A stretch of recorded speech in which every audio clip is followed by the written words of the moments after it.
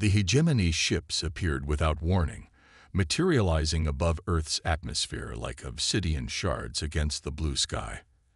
Admiral Sarah Chen stood at the command center of the United Earth Defense Force headquarters, watching as hundreds of alien vessels took up positions around the planet. 20 years of service hadn't prepared her for this moment. Multiple signals incoming. Admiral, Lieutenant Rodriguez reported, his fingers dancing across the holographic interface. They're broadcasting on all frequencies. The main screen flickered to life, revealing a tall, aristocratic figure with silvery skin and piercing violet eyes. The alien's features were sharp and angular, almost crystalline in their symmetry. When it spoke, its voice resonated with an artificial harmony that made Sarah's skin crawl. People of Earth, I am High Commander Vexthor of the Galactic Hegemony. Your civilization has been monitored since you achieved spaceflight. The time has come for your integration into our empire. Sarah's jaw tightened. The hegemony's reputation preceded them. Dozens of civilizations had already fallen under their rule, stripped of resources and reduced to client states. She pressed a button on her console, opening a channel. This is Admiral Chen of the United Earth Defense Force. We are a sovereign world and have no interest in becoming part of your empire. Vexthor's expression shifted into something resembling amusement. Your interest is irrelevant. Admiral, your technology is primitive. Your defenses inadequate. We detected only 40 orbital platforms and less than 100 warships. Resistance would be unfortunate. Behind Sarah, the command center erupted in worried whispers. They weren't wrong. Earth's visible military capabilities were vastly outmatched. But there was something they didn't know. You seem very confident in your assessment, Commander, Sarah replied coolly. Perhaps dangerously so. Is that a threat, Admiral? Vexthor's voice carried a note of genuine curiosity. Your species has a remarkable capacity for self-deception. Allow me to demonstrate reality. One of the hegemony's smaller vessels fired a single shot at an empty section of space. The energy beam, a brilliant purple lance, struck an invisible barrier and dissipated harmlessly. Sarah allowed herself a small smile as Vexthor's eyes widened. Impossible, the alien commander whispered. Our scans detected no shield technology. There's a lot your scans didn't detect, Commander. Project Phoenix wasn't just about defense. We've been preparing for this day for a long time. Deep beneath the lunar surface, in bunkers invisible to hegemony sensors, Earth's true fleet waited. The ships there weren't the primitive vessels the aliens had detected, but rather hybrid crafts incorporating technology reversed engineered from a crashed hegemony scout ship decades ago. You have 1 hour to withdraw from Earth space, Sarah declared. After that, we will consider your presence an act of war. Vexthor's face contorted with rage. You dare. Your pathetic species. Sarah cut the transmission. She turned to her staff, their faces a mixture of fear and determination. Sound General Quarters. Contact Project Phoenix Command and tell them to prepare for deployment. And get me a secure line to the Security Council. The next hour passed in tense preparation. The hegemony ships maintained their positions, presumably conducting more detailed scans. Sarah used the time to coordinate with military commands worldwide and bring the planetary defense grid to full readiness. Precisely 1 hour after her warning, Sarah opened a channel to the hegemony fleet. Commander Vexthor, your time has expired. What is your decision? The aliens' response came in the form of weapons fire. Dozens of hegemony ships opened up on Earth's orbital defense platforms. But instead of the easy victory they expected, their weapons met a previously invisible energy barrier that spanned the entire planet. Launch the Phoenix fleet, Sarah ordered. On the dark side of the moon, massive hangar doors slid open. One by one, Earth's secret weapons emerged, sleek destroyers that combined human ingenuity with adapted alien technology. Their hulls were covered in metamaterials that bent light around them, making them nearly invisible to both sensors and the naked eye. The first indication, The hegemony had of their existence was when one of their cruisers exploded, then another, and another. The Phoenix fleet struck from multiple vectors, their advanced weapons cutting through hegemony shields like they weren't there. Impossible. Vex Thor's voice boomed across the command channel. Those weapons, that's our technology. Improved technology. Actually, Sarah corrected him. We found your scout ship in the Atacama Desert 30 years ago. Took us a while to understand it, but we managed. And then we made it better. The battle above Earth quickly turned chaotic. The hegemony's numerical superiority was offset by their confusion and the effectiveness of Earth's hybrid ships.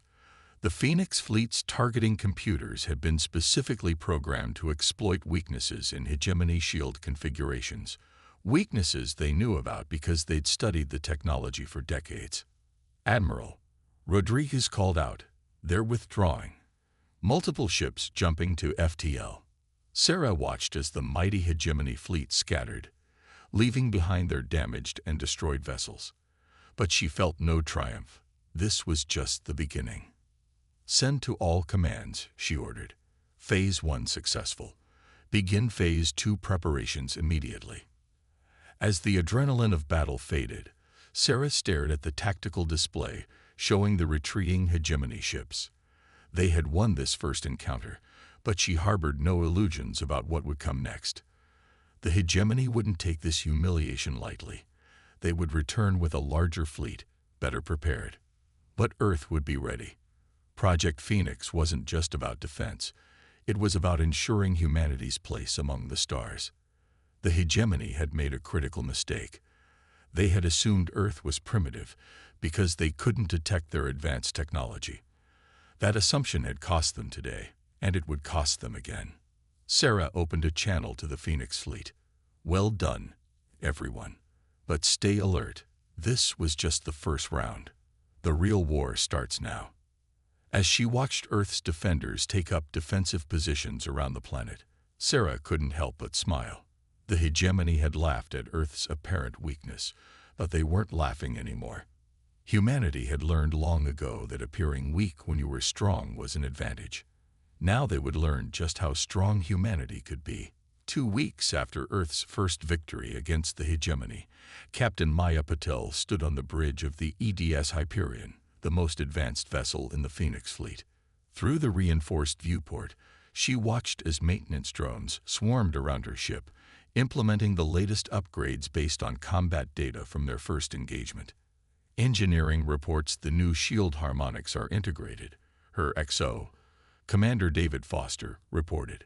They think they've solved the power fluctuation issues we encountered during the battle. Maya nodded, her dark eyes fixed on the holographic readouts floating before her. The Hyperion wasn't just a warship, it was a testament to human ingenuity. While the hegemony had stagnated, relying on their technological superiority, humanity had taken their stolen tech and revolutionized it. Status report on the new weapon systems, she asked, turning to face her weapons officer. Lieutenant Emma Chen, no relation to the Admiral, pulled up a detailed schematic. The phase cannons are operating at 127% of original hegemony specifications. We've managed to reduce the power draw by 30% while increasing output. The targeting algorithms have been updated based on their shield frequencies. A proximity alert chimed softly. Maya turned back to the main display as a familiar voice came through the comm system. Captain Patel, this is Admiral Chen. Prepare for inspection. Minutes later, Admiral Chen strode onto the bridge, her presence commanding immediate attention. She carried a data tablet that Maya recognized as containing highly classified information. At ease, the Admiral said, moving to the tactical station. Our long-range sensors have detected multiple hegemony fleets converging on the Arcturus sector. Intelligence suggests they're gathering for a major offensive. Maya studied the tactical display as it updated with the new information. How many ships are we looking at? Conservative estimates put it at over 1,000 vessels, including at least 5 dreadnoughts. The Admiral's expression was grim. They're not taking any chances this time. They still don't understand what they're dealing with. Maya replied, a slight smile playing at her lips. The Hyperion alone could handle a dreadnought. Perhaps, Chen agreed, but we're not going to wait for them to reach Earth. Project Phoenix is entering its next phase. Captain Patel, you're being tasked with leading a preemptive strike. The bridge fell silent as the Admiral laid out the plan. The Hyperion, along with 4 other Phoenix-class destroyers, would utilize their advanced stealth systems to penetrate deep into hegemony space. Their target, the hegemony's primary shipyards in the Arcturus sector. This is a high-risk operation, Chen continued. But if successful, it will cripple their ability to launch a major offensive. The Hyperion will lead the strike force. You leave in 6 hours. After the Admiral departed, Maya gathered her senior staff for mission planning. The hegemony shipyards were heavily defended, but they had a secret advantage. The Phoenix fleet's hybrid tech could bypass most of their security systems. Their automated defenses use quantum encryption protocols based on their own technology, Emmett explained, pointing to various sections of the shipyard schematic. Since our systems are partially based on theirs, we can essentially speak their language. We'll appear as friendly vessels until it's too late. Commander Foster frowned. Won't they have updated their protocols after our last encounter? They don't know what they don't know, Maya replied. They still think we just got lucky with a few stolen weapons. They haven't realized that we've completely reimagined their technology. The next few hours were a blur of preparation. The Hyperion's crew worked with practiced efficiency, loading specialized weapons designed specifically for this mission. The other 4 ships of the strike force, the Artemis, Perseus, Orion, and Pegasus, took up formation around the Hyperion. Maya stood at her command station as the final launch preparations were completed. All ships, this is Strike Leader. Commence stealth protocols and prepare for FTL jump. One by one, the 5 ships of the strike force seemed to fade from view, their advanced metamaterials bending light around their hulls. Their engine signatures were masked by revolutionary human-designed stealth systems that made them virtually undetectable. The jump to Arcturus took 3 days.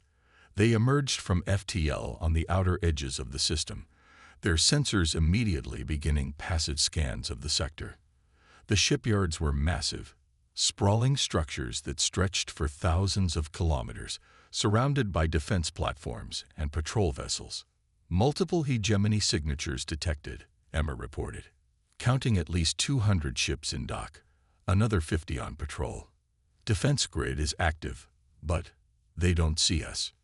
Maya allowed herself a small smile. Commence Phase 1. All ships move into assigned positions. Remember, we only get one shot at this. The 5 Earth vessels glided silently through space, passing within kilometers of hegemony patrols without being detected. Their hybrid technology allowed them to move through the defense grid as if they weren't there. When they reached their designated positions, Maya gave the order. All ships prepare to engage. Target packages have been distributed. On my mark. Execute. The silence of space was shattered as 5 invisible ships suddenly opened fire. The Hyperion's phase cannons struck first, their enhanced energy beams cutting through the shipyard's shields like they weren't there. The other ships followed suit, each targeting critical infrastructure points. The hegemony's response was chaos. Alarms blared across the system as explosions chain-reacted through the shipyards. Patrol ships scrambled to respond, but they were firing blindly. The Earth vessels remained invisible to their sensors. Multiple secondary explosions detected, Emma reported, her voice tight with concentration. Primary target is showing critical damage. Their power grid is collapsing. Maya watched as the massive shipyard began to break apart, its destruction taking with it dozens of partially completed hegemony warships. All ships, commence Phase 2. Target the support facilities. The strike force shifted their attack to the surrounding structures, fuel depots, ammunition storage, and repair facilities. Each target had been carefully chosen to maximize the damage to the hegemony's war effort. Captain, Foster called out. Large energy spike detected. They're powering up some kind of massive weapon. Before Maya could respond, a brilliant beam of energy lanced out from a previously hidden installation. It passed harmlessly through the space where the Hyperion had been moments before. Maya had already ordered evasive maneuvers. "Interesting," she muttered. "They built a weapon specifically to counter our stealth technology. Upload targeting data to the fleet. That installation becomes our primary target." The Hyperion and her sister ships concentrated their fire on the new threat. The installation's shields were stronger than anything they'd encountered before, but they weren't impenetrable. After a sustained barrage, the facility's defenses failed, and it exploded spectacularly. "Strike leader to all ships," Maya broadcast. "Mission objectives achieved. Commence withdrawal procedures."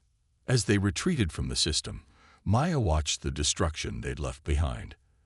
The hegemony's primary shipyard was in ruins, along with hundreds of ships and support facilities. It would take them years to rebuild. But more importantly, they'd proven something vital. Earth's technology wasn't just equal to the hegemony's. It was superior. Humanity had taken their stolen tech and evolved it beyond anything the hegemony had imagined possible. "Send to Admiral Chen," Maya ordered as they prepared for the jump home. Operation successful. The Phoenix rises. The strike force vanished into FTL, leaving behind a crippled shipyard and a message that would echo across the galaxy. Humanity was not to be underestimated. The war was far from over, but they had struck a devastating blow to the hegemony's pride and their ability to wage war. Maya knew the hegemony would respond with everything they had left. But for now, she allowed herself to feel a moment of pride. Project Phoenix had proven itself beyond all expectations. The next phase of the war would begin soon enough. But Earth was ready. They had the technology, the determination, and most importantly, the element of surprise. "Would you like me to continue with Part 3? The hegemony's response came faster than anyone expected. 3 days after the destruction of their shipyards, massive fleets began emerging from hyperspace at the edge of the solar system. Captain James Chen, commanding the defense platform Atlas 7 near Jupiter, watched the sensor readings with growing concern. "They've brought everything," his tactical officer reported, voice steady despite the gravity of the situation. "Reading over 2,000 ships, including 7 dreadnoughts. This is their entire remaining battle fleet." James activated the quantum comm link to Earth Command. Admiral Chen's hologram appeared immediately, her expression stern. "We see them, Captain. Hold position and maintain stealth protocols. Let them come to us." The hegemony fleet moved with uncharacteristic caution, their formation spread wide to detect any cloaked Earth vessels. At their center, a massive vessel unlike anything they'd seen before dominated the battlefield, the hegemony flagship, nearly twice the size of their standard dreadnoughts. "All stations," Admiral Chen's voice echoed across the command network. "Execute Operation Checkmate." Hundreds of quantum mines, invisible to hegemony sensors, detonated simultaneously. The explosions rippled through their forward elements, destroying dozens of ships and disrupting their careful formation. But the hegemony pressed forward, seemingly unfazed by the losses. A new voice cut across all frequencies, deep, resonant, and filled with cold fury. "Attention, insects of Earth. I am Supreme Commander Vex Thorol. You have committed grave crimes against the hegemony. Surrender now, and perhaps some of your species will survive as servants." Admiral Chen's response was immediate. "Launch all Phoenix squadrons. Activate the Jupiter defense grid." The space around Jupiter came alive as hundreds of platforms like James revealed themselves, their weapon systems powered up and ready. Simultaneously, the Phoenix fleet emerged from hiding. Not just the original strike force, but hundreds of new ships built in secret lunar facilities. The battle that followed would be remembered for centuries. The hegemony's superior numbers clashed against Earth's superior technology in a desperate struggle that stretched from Jupiter's moons to the asteroid belt. The Phoenix fleet's hybrid weapons carved through hegemony shields, while Earth's advanced defensive systems nullified much of their return fire. James's platform rocked with another near miss. Multiple hostile squadrons approaching, bearing 035. Redirect power to forward shields, he ordered. Target their lead elements with the phase cannons. The platform's main weapons fired, the enhanced beams cutting through 3 hegemony cruisers. But more ships took their place, pressing the attack with suicidal determination. They're not fighting like before, his XO noted. They're willing to sacrifice ships to achieve their objectives. James nodded grimly. They know they can't replace these ships easily after we destroy their shipyards. This is an all-or-nothing attack. Across the battlefield, similar scenes played out. The hegemony's numerical advantage was slowly telling. Despite their technological disadvantage, Earth vessels were being destroyed, their crews fighting to the last moment to protect their home. Then something unexpected happened. The massive hegemony flagship, which had remained at the rear of their formation, suddenly accelerated forward. Its weapon systems powered up, and a beam of pure energy, more powerful than anything they'd ever encountered, lanced out toward Jupiter. By the stars, James whispered as the beam struck Jupiter's atmosphere. The gas giant's magnetic field fluctuated wildly, and massive storms began forming in its clouds. All units, fall back. Admiral Chen's voice cut through the chaos. They're trying to trigger a chain reaction in Jupiter's core. But before the Earth forces could retreat, the unthinkable happened. Jupiter's atmosphere began to glow, not from the hegemony weapon, but from within. Something was emerging from the gas giant's depths. Unknown energy signature detected, James's science officer reported, her voice filled with awe. It's massive. From Jupiter's roiling clouds, a structure appeared, ancient, alien, and clearly not of hegemony origin. Its surface was covered in patterns that seemed to shift and move, defying the eyes that tried to focus on them. A new voice, unlike anything human or hegemony, resonated through every ship and station in the system. The ancient protocols have been activated. The judgment begins. The mysterious structure began to pulse with energy, and both Earth and hegemony ships found their weapons and engines suddenly powerless. In the silence that followed, the voice spoke again. You have awakened the arbiters. Your conflict has triggered safeguards placed here eons ago. Before judgment is passed, you will both present your cases. Admiral Chen's hologram flickered as she addressed her forces. All units, stand by. Whatever this is, it might be our only chance to end this war. The Battle of Judgment, as it would later be known, had taken an unexpected turn. The fate of Earth, and perhaps the entire hegemony, now rested not on their weapons, but on their ability to justify their actions to an ancient power that had slumbered within Jupiter for countless millennia. In the tense silence that followed, James Chen looked out at the mysterious structure, its surface still shifting and dancing with impossible patterns. Whatever happened next would change the course of human history forever. The real question was, would humanity be judged worthy? The war for Earth's freedom had become something far more profound. A trial before beings who had watched civilizations rise and fall long before humans first looked up at the stars. And in the next few moments, they would learn whether humanity's defiance of the hegemony had been righteous or had doomed them all. Would you like me to continue with Part 4? The ancient structure pulsed with ethereal light as it hovered above Jupiter's turbulent surface. Both Earth and hegemony fleets remained frozen in space, their weapons systems dormant. In the command center of Atlas 7, Captain James Chen watched as 2 spheres of energy emerged from the structure, each expanding to encompass a ship from both sides. The arbiters have chosen their representatives, the alien voice announced. Admiral Sarah Chen of Earth, Supreme Commander Vex Thoral of the hegemony. You will present your species' testimony. The 2 command ships were drawn toward the ancient structure, their crews unable to resist the inexorable pull. As they approached, holographic projections appeared throughout both fleets, allowing everyone to witness what was about to unfold. Inside the Earth vessel, Admiral Chen stood calmly as her ship was enveloped in brilliant light. When it faded, she found herself in what appeared to be a vast chamber, its walls shifting with the same mesmerizing patterns as the structure's exterior. Across from her stood Vex Thorol, his silvery skin reflecting the ambient light. Three beings materialized between them, tall, ethereal forms that seemed to be composed of pure energy. Their voices spoke in unison, resonating not through air, but directly into the minds of all who watched. We are the Arbiters, appointed by the Ancient Ones to prevent the destruction of sentient species. Your conflict has reached a threshold that demands our intervention. Speak your truths. Vex Thorol stepped forward first, his aristocratic features twisted with contempt. The hegemony brings order to chaos. We uplift primitive species, guide them toward proper development.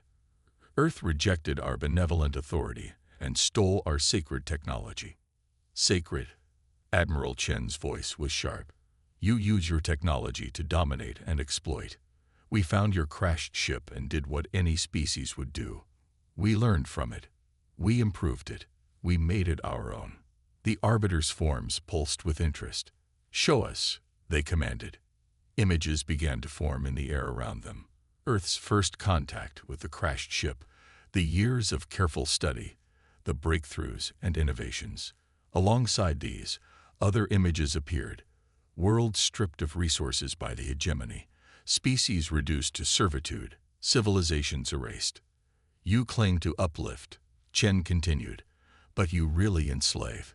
Humanity chose a different path. We took your technology and made it better not through conquest, but through innovation and cooperation. They are dangerous, Vex Thorol snarled. They advance too quickly, change too much. The natural order must be maintained. Natural order. Chen's laugh was bitter. You mean your order, your control. You fear us not because we're primitive, but because we proved you wrong. We proved that innovation is better than stagnation, that cooperation is stronger than domination. The Arbiter's forms shifted, their energy patterns becoming more complex. We have seen enough of the past. Now show us your visions of the future. New images formed, the hegemony's vision of a galaxy under their complete control, unchanging and eternal. Beside it, Earth's vision appeared, a diverse alliance of species, each contributing their unique perspectives and innovations. Interesting, the Arbiters spoke. The hegemony seeks to prevent change, while Earth embraces it. Yet both claim to act for the greater good. The chamber fell silent as the Arbiters conferred among themselves, their energy forms intertwining in complex patterns. Finally, they spoke again. We have reached our judgment. The hegemony's path leads to stagnation and eventual collapse. Their fear of change dooms them to extinction. Earth's path, while chaotic and uncertain, holds the potential for growth and true advancement. Vex Thorol's face contorted with rage. You cannot. We can and we have. The Arbiters cut him off. The hegemony will withdraw from Earth space immediately. Furthermore, you will release all subjugated species from your control. Your empire ends today. And if we refuse, the Supreme Commander demanded. The Arbiter's response was simple. Then you will cease to exist.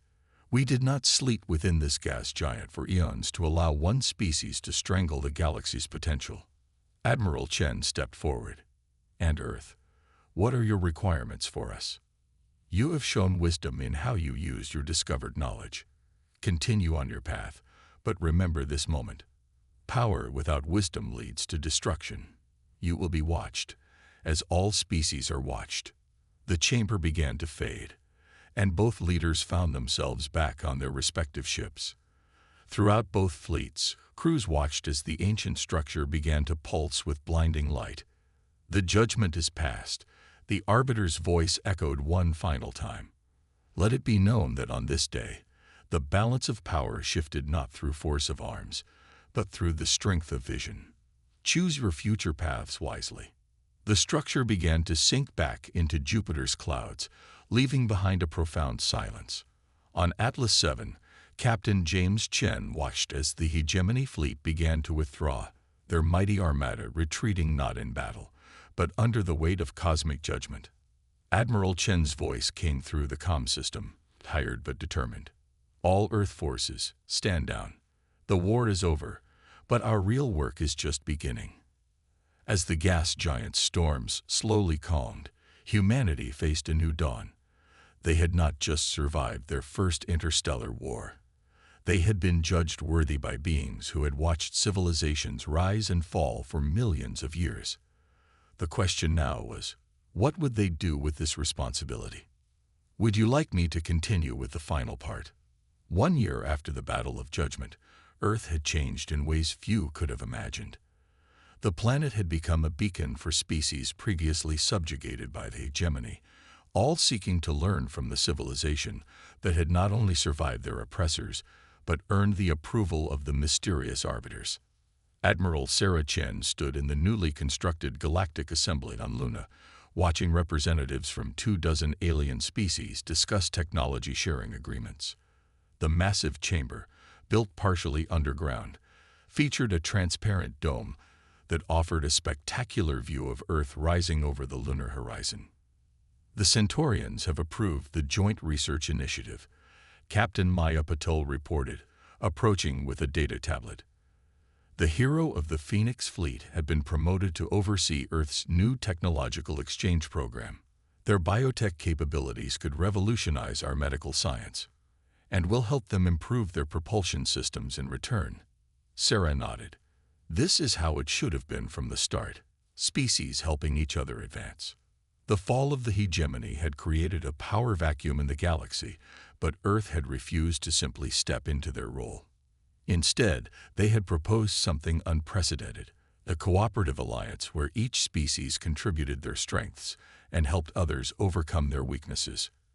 Admiral, Maya's voice lowered, we've detected unusual energy signatures from Jupiter, similar to that day. Sarah's expression remained neutral, but her heart raced. They hadn't seen any sign of the arbiters since their judgment, though many had tried to study Jupiter's depths. Show me. The data revealed familiar patterns rippling through Jupiter's atmosphere. As they watched, a small object emerged from the gas giant's clouds, not the massive structure from before, but something clearly of the same origin. It's transmitting, Maya reported. The signal. It's an invitation. The message was clear. Humanity had proven themselves worthy of not just judgment, but inheritance. The arbiters had left behind something for them to find.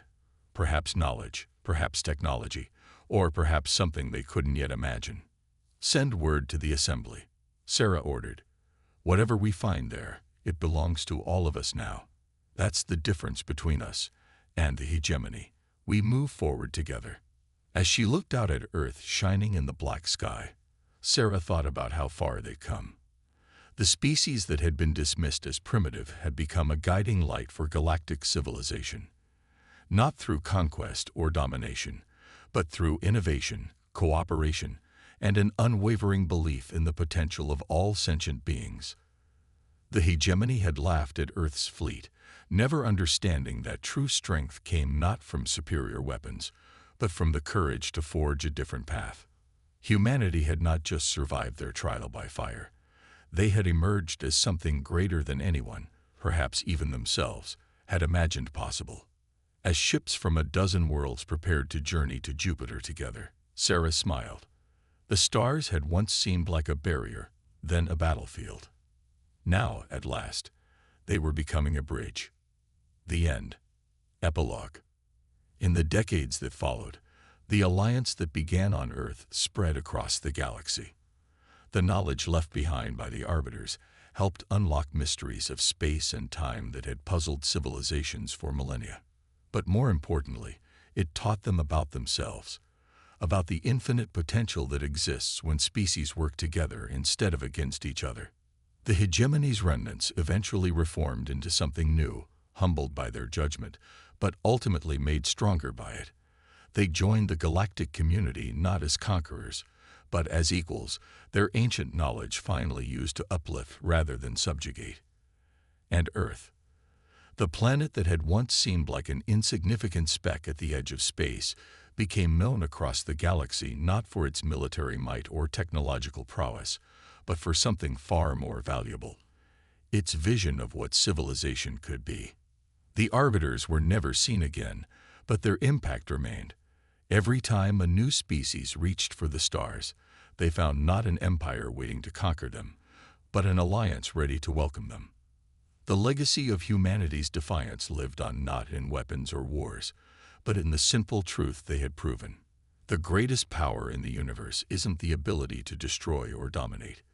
It's the courage to imagine something better, and the determination to make it real.